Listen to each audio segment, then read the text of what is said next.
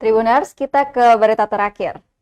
Ada spanduk Cagup lepas di Sekretariat Bersama Kota Tual, pengendara lewat harap hati-hati.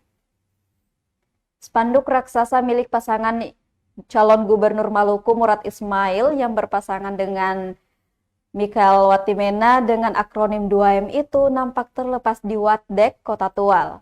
Spanduk itu akan dapat membahayakan pengendara jika tidak segera diperbaiki.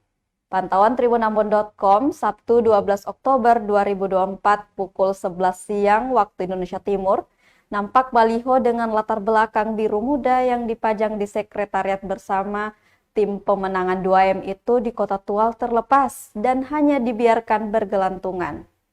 Menurut penuturan warga, spanduk raksasa ini memang dibiarkan tergantung, memanfaatkan dinding dan pagar rumah yang digunakan sebagai Sekretariat Bersama Tim Pemenangan, karena letaknya agak tinggi dari jalan raya. Sementara, kawasan Watdek merupakan ruas jalan utama yang menghubungkan Kabupaten Maluku Tenggara dan Kota Tual, dengan intensitas kendaraan yang ramai per menit. Dengan intensitas kendaraan yang ramai per menit, tentu saja ditakutkan bisa membahayakan pengendara. Saleh, salah seorang warga yang berada di pemukiman tersebut, mengatakan spanduknya lepas sudah dari beberapa hari lalu. Menurutnya, mungkin karena angin kencang dan ikatannya juga sehingga putus.